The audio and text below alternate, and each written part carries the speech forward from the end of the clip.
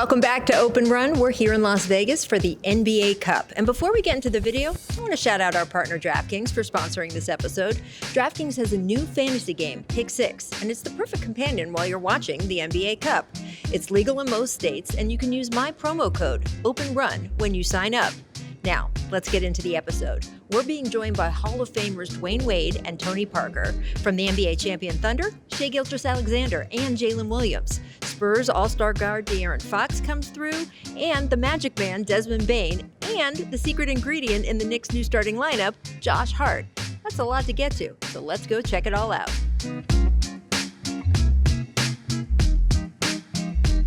All in all, how do you feel like the NBA Cup has been for the NBA? It's been a few years now. Yeah, I mean, I'm one of the people who like it. Yeah. You know, I think we're about 25 games into the season, and I think it's so many reasons why it's good. Yeah. You know, as an organization, you get to evaluate where you are, right? Before you get to the trade deadline, and before you get to all the things that, as we got this squeaky thing in the back. See, now you're a TV person. Yeah, it's all you good. never would have been able to be like, we should cut that. Let's cut that. But Now you know. I love it. I think I love this. it gives teams also an opportunity to compete. Like, you may start off the season slow, Right. but in cup play, you may have an opportunity to come to Vegas and you can save your season Right. too, right? Right. Because it builds that confidence if you're able to come out here, you're able to compete. And so I just think there's so many good things about it. I feel like this goes on, as it grows, I feel like more should be put on this part of the season. Yeah, and it's fun too because like younger teams get experience in those crucible situations. Yeah. It's funny, the youngest team here, of course, has already won a title, so OKC doesn't need that much more extra experience. There's people who think, we could see Knicks OKC in the NBA Cup. Do you see Knicks OKC as an NBA Finals? Possibility. When you talk about, who's coming out of the Eastern Conference, obviously they went to the Eastern Conference Finals last year. Yeah. So they bring in their core back, even though it's a change in that seat. Yeah. But they bring in the core of their players back, and so you can definitely see them get there. There's so many things that have to go right, but I believe I just saw Josh Hart. I just ran into him and just talking to him, and a confident group. Even though they know that they're not where they want to be, but they know that they're getting there. Yeah. And when you have a change, of a voice, it takes a little time. It takes a little while, but they're doing very good very early. All right, so Knicks kind of maybe coming out of the East. Who's your other big pick for coming out of the East? Coming out of the East. Well, I mean, if I had to look, unfortunately, Boston was the team that everyone was like, they're going to be there for a while. Yeah. And then injury to Tatum, and so it kind of changed everything. But when I look at the team that, has the experience, obviously I look at the Knicks because of the multiple years that they've been building this. That's what I look at. I look at what did they do 3 years ago? What did they do 4 years ago? So they've been building. Miami Heat is always going to be a team that can come out of the East. Always. Even if they're in 12th place for coming into the last game. Coming out of nowhere. They can still come out of the East.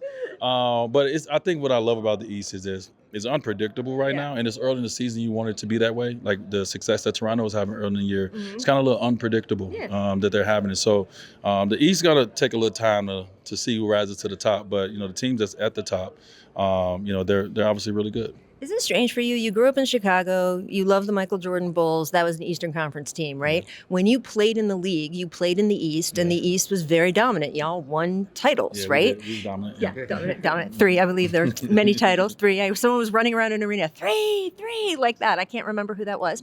Anyway, but you're now looking at an NBA where the East has fallen off so much. Is that weird for you? Because your whole life, the East was tough, man. I mean, even when I was in the NBA, they would talk, trash about the East because the West is so competitive from top to bottom, right? And in the East, it'd be competitive maybe the first 4, and then it kind of falls off. So they talk a lot of trash about the East when I was in there. But I always say that it doesn't need to be you don't need the whole East to be competitive, as long as the top guys are built to be able to compete and win. And so I think the East normally has that. But, I mean, the West is what it is. I mean, it's some special teams, there's some special guys out West. They just got to beat on each other, though. That's what we used to say. We said, just let them beat up each other. Right. By the time we get there, we'll be good. And so, I mean, obviously, there's one team right now that everyone is chasing, and it's OKC. Everyone's chasing OKC. They're obviously a class above when it comes to this time of the year. But I think it's great for the East right now that it is open. I mean, you want young guys to take take this opportunity that's in the East, and you want them to look at it and say, all right, how do I take this next step? Right? In Orlando, how do they take that next step? They're here. This is great for them to be here, but how do they go to that next step, right? And so the East is building foundation while the West is beating each other up. For Oklahoma City, it almost is starting to feel, and we'll just have to see if they can win a couple more, but like that time with the championships. Oh, okay. I was going to say, just with it's almost starting to feel like when the Warriors kind of had KD, where it's just sort of, everyone in the West is very good, and someone else has Nikola Jokic, but also like that team is just going to keep getting better. I mean, they've got 3 or 4 picks in the first round of the draft this year. It's crazy. No, it's scary. It's actually pretty scary. I mean, they're going to be the foundation is laid. The dominance is going to be here for a while. And that doesn't mean that they're going to win every year, but they're going to be up there every year. Obviously, knocking on wood that they stay healthy. If they stay healthy, the thing is with them, man, everybody they bring into that plays on that basketball floor for them, they understand what needs to be done. And one thing I love about them, they make shots. They don't celebrate. No. They get right to defense. They barely celebrated the title. They don't celebrate, and I love that. It's like watching your favorite college team play. It's like when back in the day when Duke would hit the ground. That's all they did was just smack the ground. Outside of that, they did nothing else. But that's the way that I grew up. Loving the game and approaching the game. So I love their approach. It's real old school in their approach. And so they're going to be here to stay for a while. They're going to have to get fatigued with winning. And right now, they're so locked in. There's no mental fatigue coming into this next season. And that's the thing that you have to fight against is that fatigue of this is easy. Oh, I got to do this again. It's those reps you got to put in every day. And it seems like they like it. Yeah. I mean, it almost gets to the point with some of these teams after they repeat a little bit of saying, oh, I got to go through the regular season again. Why can't we just go straight to the Let's simulate the season. Let's get right to it. But we could have simulated a couple of their games this year. That's not nice. That's not kind, Dwyane Wade. I mean, the 40, 50-point wins was a simulation. You know what I mean? But that's kind of how you feel. And so looking at their approach, I'm just really impressed. And I can't wait to obviously get a chance to talk to their head coach about that approach because that is the most impressive thing when you're someone who I've been there before. I know how hard it is to turn it right back around, not getting a long summer at all, not getting really a break at all. You got injuries coming in to J-Dub, and you still you start the season this way. Just the most professional, way to approach a season. They have done it. It was really funny after they won the title last year because, the media gets into the locker room. I have been in so many championship locker rooms, not just NBA, World Series, for Super Bowl, all of those. And people are going crazy, right? Yeah. These guys were like, a couple of them were sipping a beer, a couple. There were 3 bottles of champagne on the floor. Barely legal. 3. And then there was just rows and rows of alcohol, including bottles of champagne no one touched. Can you tell the people your first title, the title with you and Shaq and Pat Riley coaching the team. What was the locker room like after that title? Well, I got a little tipsy because at that time I did not drink myself. And that was one of the first time I had anything to drink, and and I actually was like, if we win a championship, it'll be the first time I drink. And so I had champagne in the locker room. I was a little loose, but we were just jumping around like little kids. It's like like when you take little kids to a play date. You guys were bonkers. I have never seen a locker room like that. You breathed in and you breathed in champagne. Riley himself was just everywhere. Listen, you ever go to like one of them jumping places with the kids? Yeah, that's what our locker room was like. We were just in there like big kids, but so OKC was just like, I'll have a beer, maybe I won't. Alex Caruso said he had to teach guys how to open a bottle of champagne. Yeah, I heard that, but I feel like as they go on, and especially as you're trying to really accomplish something more than just winning one championship, it gets harder and harder and harder, and then more appreciation will come a little later as they're on this journey of trying to dominate for a while. Right, I like it. All right, I have one more question for you, my co-host here, Dwyane Wade. With the West, who do you see as sort of the biggest challenger for Oklahoma City? Who's going to be in the Western Conference Finals if the bracket works? I think you got to look at a team like Houston, of course. Yeah. Obviously with the acquisition, bringing in KD, it gives them, kind of what they were missing last year when it comes to having that guy. We know what KD is. We know who he is. Yeah. You always going to look at the Lakers, and with the firepower that they have from an offensive standpoint, that they can compete with anybody on the offensive end. The question with them is the other side, of course. And so it's still things and still time. Right. Those are, kind of two of the teams. And Denver is always going to be there. They got that guy over there. They got Joke over there. Yeah. And so the way that they play, watching them play OKC last year in the playoffs, it could have went either way at times. You thought that Denver could have beaten OKC, and then you haven't seen many teams that could beat them. So you got those three teams. One last word. Give me the name of the team Giannis Antetokounmpo will play for at the end of this season. I hope it's the Bucks. All right. I went to school in Marquette. Hey, everybody in Milwaukee. I'm with you, man. That's my media training right there. I just heard from one of your teammates that he feels like you guys could go for the record. Not that that's your goal, but he said you guys have that kind of team. And I guess I just wanted to know sort of, do you have confidence in yourselves that you can win every game? Absolutely. I don't know who said that, but whoever said that is correct. J-Dub. Yeah, we have a group that does the right things and the necessary things, like prior to the game, during the game, and after the game, to go out there and give ourselves a chance to win every night. Now, whether we do so every night, it's gonna be up to us. Yeah.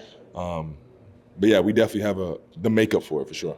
How did you guys come into the season as hungry as you did when so many other teams before you get the title and like for the first couple months they're like, I can't even pay attention right now, man? Yeah, we have guys that are like self-driven. We have guys that want more for themselves and for the whole team.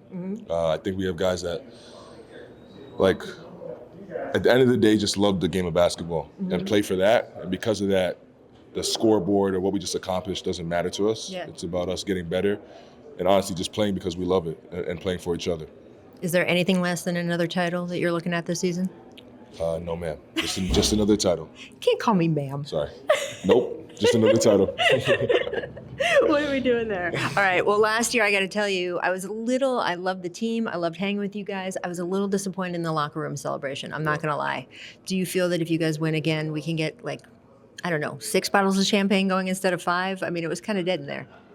Yeah, hopefully. I mean, me personally, I still haven't popped a bottle of champagne, so I'm going to be just as rusty as I was before. But hopefully my teammates got better at it. And, I know Alex Crusoe had to show you guys how to open champagne bottles. They'll have to show me again, but yeah. If we got there, we should be a little bit better. Did you do anything to celebrate this summer, being an NBA champion? Yeah, I definitely had fun with my family, my friends, my teammates. The champagne just wasn't popped by me. All right. I stayed away from it. All right. Did you buy yourself anything? Any fancy clothes? I got myself a few gifts here and there. I took care of some people that helped me get to this point. Okay. So yeah, it was a good summer. As you look now, you're kind of about a third of the way through the season. Who in the West is kind of shaping up to be your biggest challenge as a team? The West is so deep, it's hard to say this early. Denver's obviously really good. The Spurs are really good. Houston's really good. Who else is there? I mean, Dallas when they get healthy. Who else is at the top? Yeah, the West is so deep. Memphis, if they get healthy. You're just going to name every team. Yep, exactly. See, now he's an interview pro. The West is just very deep. And if you don't bring your A game, you can lose any night, no matter who it is. So yeah. Last question. You're going to help me, Nate. Who was the sonogram? Who was the 2 athletes you said with the sonogram? Was Sam Presti going to go visit the sonogram? Oh, Asia and Bam. Bam, yeah. So because Asia was named Time Magazine's Athlete of the Year, and she's doing a bunch of interviews and talking about her and Bam and their relationship. She's like, we want to have kids together, and someone joked that Sam Presti would be at the sonogram if they had kids together. Is he that much of a scout? Sam takes his job very serious, and whatever it takes to be great, he will do. So if that's what it takes, that's what it takes. All right. So Bam Adebayo and Asia Wilson, watch out. If you guys ever decide to have kids, Sam Presti's going to knock on your door. Sure. I know you get this question everywhere you go now, but I got to ask it. The record for 74 is totally on the table. I know that's not your goal, but could you guys go that far? Yeah, I've been saying it. Like, there's a lot of things I think this team can do. It's more about, and I feel like that's the same way with a lot of NBA teams. Everybody feels that they can do something. It's a matter of if you actually do it. Yeah.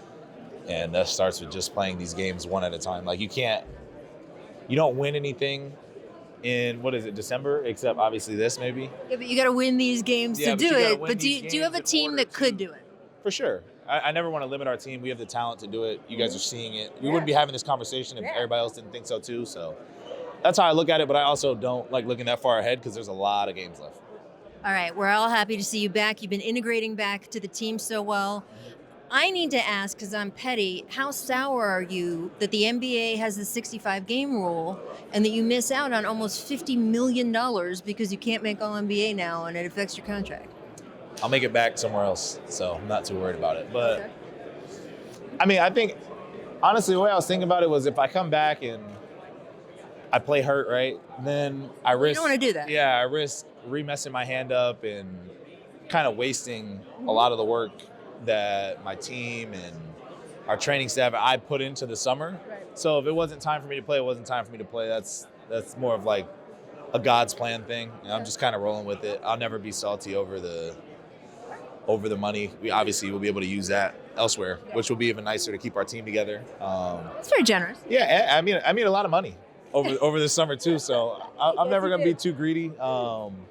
Again, it's one of those things where like, coming from like a small school, I never thought I would make the amount of money that I'm making now anyway. So I'm not too concerned over it.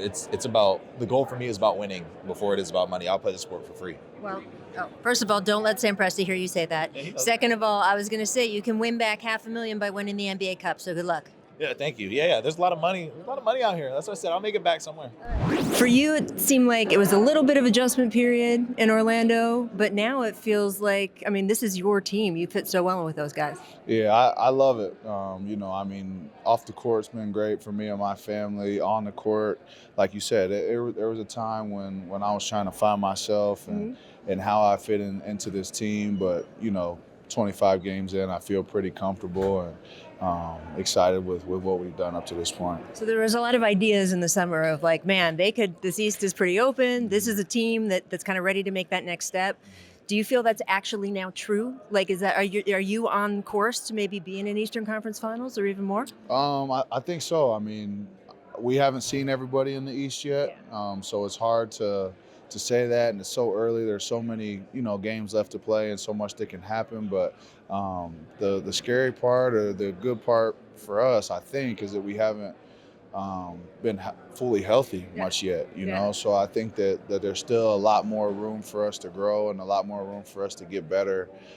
Missing Franz right now, who's been fantastic, throughout this whole entire season. So whenever he's back, we'll welcome him with open arms, but until then, we'll hold it down for him. Well, we had a little bit of a new kind of look at you in Orlando. Still, the same Desmond Bane who will not back down from a challenge. Sure. You had smoke with a couple different guys in this league recently, and then the NBA Cup, you got the Knicks. I mean, what's the sort of deal with you guys and sort of the energy between you and OG and Anobi especially? I mean, it's all love between me and OG, but... Is it really? Yeah, it is. We laughed about it shortly after. All right. We definitely, they're competition. Yeah. They're in the way of what we're trying to do. So we're not taking them lightly, that's for sure. That toughness that you bring to a locker room, I know that in addition to all the things you do on the court, that was one of the reasons they wanted you in there. They wanted a guy who was vet enough to know the score of what goes on around the league and also just, give a little bit of flair to that locker room because you got somewhat quiet guys in there otherwise. How has that been? Has that been fun for you? Because they really want you to be yourself. Yeah, for sure. I mean, when they told me to be myself, I was like, are you sure? You know what I'm saying? And they were like, yeah, be yourself. So, but it's cool. All the guys, we got such good relationships and, everybody's so selfless, hungry, care about winning. So it's kind of been fun to integrate with them guys. I hope you know that when people are talking about possible Giannis Antetokounmpo trades, one of the sentences that keeps saying is well, come on, no one's going to get as much these days as they got for Desmond Bane. The days of all those first-round picks in a deal are over. So I just want, Giannis, you. I'm just saying. To know what I went for is crazy for sure. It's crazy. Yeah. Does it make you play and or feel any different or just the same? Over the summer, it was just validation. That kind of your contract and all those things that happen throughout the course of the NBA. It's just validation that you're on the right path and contributing to winning more than anything. One of those Desmond Bane deals. They don't come along that often. Thank you, sir. Thank you. You said that you got inspired to play basketball watching the Dream Team. Victor Wembanyama says he got inspired to play basketball watching you. Seeing the success of this Spurs team and what Victor has been able to do, we knew it was only a matter of time, but he's doing it. He's already right there with the elite players. Sure. He's doing it, and I was so, when he played for my team in France, we won a French championship, with Victor. And when he got drafted by the Spurs, the whole time he was with my team in France, he never told me that he had a picture with my jersey. And when he got drafted by the Spurs, they showed the photo. He showed the photo, and I was like, this guy is amazing. He never told me. He never said anything, never showed me the picture. It's amazing. And so now I feel like it was destiny, for him to play with the Spurs and to play at that level. He's amazing. I think he's going to be the face of the league in maybe 2 years, 3 years. I'm not sure it's going to take that long. I'm just trying to be nice, But, I think it's going to happen a lot faster, and he's going to be the best player in the NBA. And so we're going to, as Spurs fans, we're very lucky, and I'm so happy, to have him with the Spurs, and hopefully he's going to bring a lot of championships. Now, I think he will be one of the elite players of all time because he has the work ethic, he has the curiosity to expand his game, and he obviously has all those physical skills. Where do you see him ending up long term, without barring injury, knock on all the wood? It's a great question. I was gonna say let's take aside injury because I think that's the only thing that can stop him. Is injury, because we have no example a guy that tall, to play that long, So, but at the end of the day, I think he's gonna finish, with the MJs, LeBron, Tim Duncan, I think it's going to be the only thing for him is to win championships now, because talent-wise, he's already compared to that level. Yeah. Now you have to bring the championships. That's good. That's how you get compared. In this league, you gotta win rings. What do you think of the team they're building around him? I like it a lot. Love those quick guards. With Castle and Harper is unbelievable too. He's fearless. I like that. Fox is clutch too. So no, we have a lot of great pieces, So now it will take time, get some experience. And tomorrow is a great test, against the unbelievable OKC team. So it's a great opportunity to try to beat them. 19 French players in the league this year. That's a record. Never been that many. And Team USA almost lost, almost dethroned by Team France in the Olympics. Thank you, Steph. Thank you, Steph. Yeah, what did you have to say to him after? No, I was happy. He made me happy. When you have big plays like that, you can only respect that. You can only respect that. Well, do you think the next Olympics, do you think that's the year for your team? I think so. I think 2028 can be a good one for us. It'll be no more LeBron, no more Steph, no more KD, so we're going to have to see. You waited him out. Yeah, we'll see, because the US, they're going to come with a lot of talent too. So, but France, 19 players, like you said, it's a record, and we're on a great wave right now. Everything is going positive for the French team. So if all those guys, they can have a role in their team and play well, and Victor being healthy, I like our chances in 2028. And all inspired by Tony Parker. Congratulations. It's an honor. It's an honor. Thank you. Thank you. The adjustment to the job you have now with Amazon, it's tough because you have to know when you're telling the truth that sometimes guys don't want to hear out of your mouth, your friends. And you got to do your job too. You had a moment earlier this season when you're talking about John Morant, and you just laid it out there. How hard is that for you to balance in your head? Yeah, I think early on I sort of made a conscious effort to really look at it from a true basketball perspective. We understand that people are going to miss shots. We understand that you're going to have bad days or bad games. Lack of effort is always one that I think needs to be talked about. And I said it, but I love watching John Morant play. So it's almost selfishly you're saying come on, this is what I want you to do, because you can do things that nobody else can do. Right. And most importantly, I don't want to see guys waste it. I think when I look back at my career, I look back and I'm like, man, I'm at least proud that when I was out there, I gave as much as I possibly could. Injuries or whatever, things that are out of your control happen, but you try to represent yourself in the best manner. A lot of attention also, of course, on what you said about Chris Paul. When you were sitting there thinking about, okay, I know I got to go on TV tonight. I know I got to say something. What went through your mind, or did you just speak from the heart? I truly did just speak from the heart. I talked to Chris and I said that.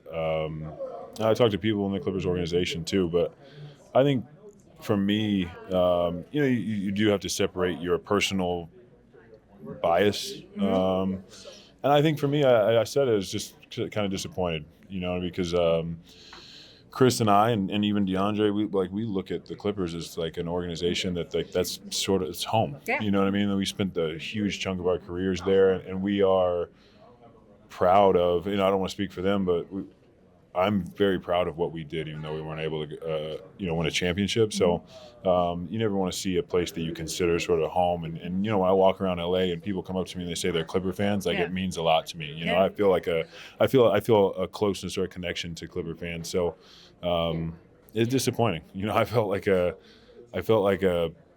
parent. Like, hey. I'm not so much mad, just disappointed. I said he hit him with the "I'm not mad, I'm disappointed." It's literally how I felt. It was like, it was just disappointed.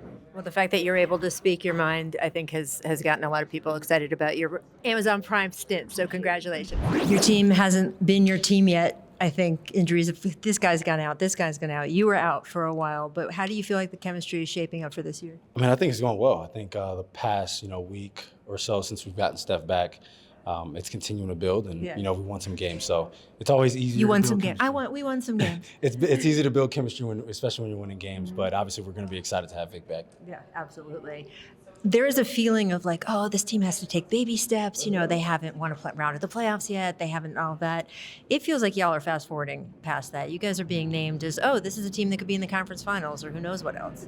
I mean, we have so much talent in that locker room. Yeah, we have a lot of guys who are young, but when you have a talented group, it's easier to go through those growing pains when you're still winning some games. So obviously, we don't feel like we're just gonna go into every game and just cakewalk and win. But we know that we have the talent to do so. And whenever we're executing and we're, sticking to whatever our game plan is, and we go out there and we play to the best of our abilities as individuals and as a team, we know that we always give ourselves a chance to win. I've been around basketball for multiple decades, and I have never seen anyone like Victor. For you see him in so many more situations than we do in the general public. What's the craziest thing you've seen him do in a practice, or just that no one else has seen? Just one practice, he jumps at a pump fake, turns around, still blocks it, gets it, comes down, shoots a pull-up three. It doesn't. Obviously, we see it a lot of days, a lot of practices, but it'll never be normal to see the things that he does. Right.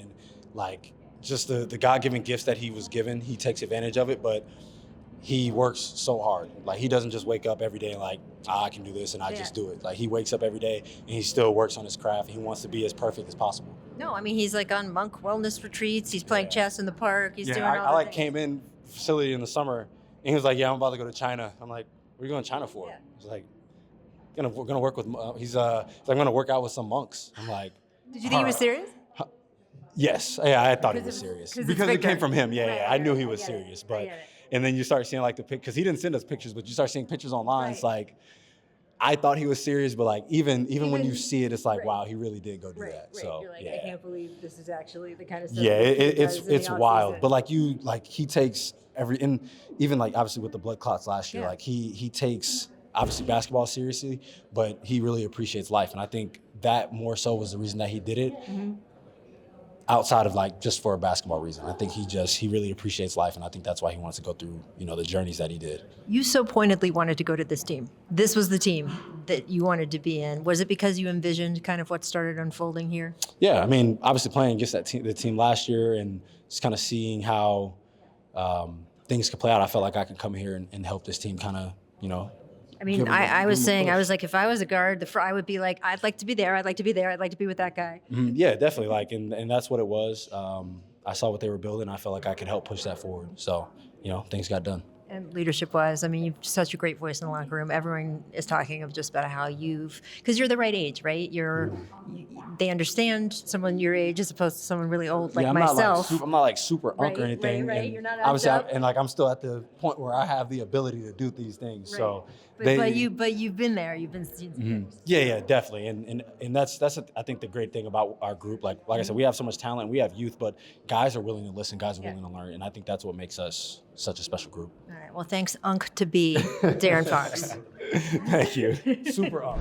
Before we get into any basketball questions, I have to ask something way more important. Does Mitchell Robinson have permission to babysit your children? Because it certainly looked like that on the bench the other day. Yeah, no, hell no. That was out of dire necessity. obviously, as you could probably figure out, I didn't think I was going into the game, but 19 seconds left, we were I think up 6. They started coming back, so you just shoved that kid into his lap. Yeah, I felt bad when I saw it. It was kind of, it's funny. I saw Mitch's reaction. My little man was probably flying around. Yeah, man. All players, make sure y'all don't bring them to the bench until y'all up like 20 or something. I mean, you have more trustworthy teammates with young children. I'm just saying, older guys. Yeah, but none of them get none of them get those twins. Yeah, it's tough. I don't. Maybe one or two, maybe. The OGs, but not OG is really how I would say it. Exactly. All right, tell me about how the team is rounding into shape. Obviously, a little bit of adjustment, getting used to a new head coach, but it feels like by this point, you're getting into that second third of the season that y'all are really hitting your stride. Yeah, I mean, it obviously takes you a while, and the thing I learned about being in this league, obviously, it was my 9th year. It takes a minute, and sometimes the first 10, 15 games isn't. I would say it doesn't fully give you the scope of what a team is or what they're going to be. So, we knew we had to make sure we stayed the course, believe in each other, and just go out there and hoop. You guys are on fire as a starting 5 with you in the lineup. I believe you guys are 8-1, best net rating in the league as that starting 5. What's working so well right now? I just think we have guys that can do a little bit of everything. Guys that can knock down shots, facilitate, get to the rim, obviously defend. I think we've been defending at a really high level and being able to push it and get out of transition. So, much love to all those guys, and we got to keep building. All right, Mikal Bridges playing the way we always knew that he could. How would you describe him since you know him so well? Is he still a little bit iffy in your mind, or is he? No, he's an all-star. That's how I describe him. See, I thought you were going to give me a fun little... No, man. He's an all-star. He's playing at an all-star level, both sides of the ball. Obviously, offensively, knocking down shots, shooting a good percentage. Defensively, taking the challenge, being our point of attack defender. So the only thing I can really say to describe him is all-star. Appreciate it. All right. Thanks. Haynes, one of the most plugged-in men in the universe to what is going on in the NBA. You've been on top of so many stories lately, but I want to ask you a little bit about the hottest one. Do you think Giannis Antetokounmpo will still be with the Bucks after the trade deadline? That's really tough. That's a tough question. So, being the fact that he's out for up to a month, right? So I want to see how the Bucks are going to handle that period without him, right? Had a nice win yesterday against the Boston Celtics. Can they sustain that? Because ultimately, if they falter throughout this period, I can see a situation, when Giannis comes back where it might be best for both sides to move on and part ways. But with that being said, I think the best way that I can answer that right now is that it would be very telling on how the Bucks fare during this portion without him. You've reported that, he had an interest in New York at one point. Do you think that he still has that strong interest in the Knicks if he decides to go somewhere else? I think the Knicks have interest in Giannis. I think... That's not what I asked you. Hold on, I'm gonna get to it. I think the Knicks have strong interest in Giannis. I know all the tricks. Yeah, I think the Miami Heat have interest in Giannis. The Golden State Warriors have had interest in Giannis for a long time. San Antonio Spurs. The list will go on and on. Minnesota Timberwolves. And so ultimately, I think for Giannis, wherever he lands, I think preferably it will. I think he would like to have some sun. He'll like to be probably in a big market. Outside of that, he just wants to be on a team where he can contend for a championship. He's been very adamant about that being a main priority for him the duration of his career. Do you think, though, he is going to say, my first choice is to go to the Knicks, or you're not hearing that he's going to be that vocal about things? It's hard to say that now because, if you would ask me this summer, I would have said, I think he would have said the Knicks would probably be his first option. But as of right now, you can't really dictate to the Knicks, in season right now. So that makes it more complicated. But, I think when it gets to that point, because he still has not officially asked for a trade. Right. There's been numerous conversations that they've had or his representatives have had, and they've been talking about, okay, now what if this keeps playing out this way, what's going to happen? What are you going to do? So, I talked to him last week, and he told me, he said, I can't control what the front office is doing. Okay. My main focus is to get back on the court, and if I'm with the Bucks, I'm with the Bucks. He said, if the front office decides to do something else, I'll worry about it then. All right. Right. You were also been super plugged in on Chris Paul. You spoke to Chris Paul. Yeah. I think you're the only one I've heard of who had a real conversation with him about what was going on. How sort of just still dazed is he, and what do you think his next move is going to be? Yeah, your first question, he's still shocked about how everything went down. He felt like there were people in the organization that he called friends. Yeah. And at the end of the day, he doesn't felt like they lived up to that label towards the end of his tenure there with the Clippers. So very much still in shock and awe, but he's working out every day. Okay. He's working out every day. When I call him, he's in the weight room or he's at his court playing with his son. And so he's, there have been a handful of teams that have reached out and want to see what he's trying to do. So he'll have some options. Now, the last question, what was the last question you said? At the end of the day, when it comes to Chris Paul, I don't see him ending it like that. Okay. I don't see him going out like that. I do expect him to return at some point during this season and finish out his NBA career the right way. Where would you like to see him? I personally like to see him OKC. I personally like to see him New Orleans. Okay. Those are teams he's had ties with. Sure, at least there would be some emotional ties still for that last year tour kind of thing. Emotional ties. And, some people say the Phoenix Suns, but I looked at the Suns' schedule. Yeah. They don't go back to the Clippers the rest of the season. You need a team that plays the Clippers again. That's what you need. You need one of those. At their place, into it, though. So I think New Orleans passes that test. OKC passes that test. So, again, it's going to be up to him, and win, too. Yeah. So he'll have a shot. We'll see what happens For there. sure. All right. There are some media hoops games that goes on at events like the NBA Cup, like the NBA Finals. Yeah.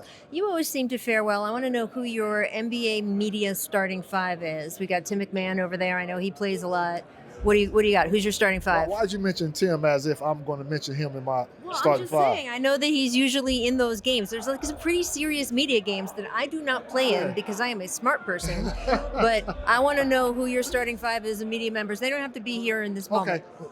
All right, we're talking about currently or in their prime, whenever when they were able to go. In the prime. In the prime? Okay. Myself first and foremost. Yeah. Mark Spears in their prime. I didn't get to see Chris Broussard. Okay. But they said Chris He could do it. Yeah. KC out there in Chicago, I heard can hoop. Again, that's a different era. That's not my era. Casey Johnson covers the Chicago Bulls. Yeah, that's four.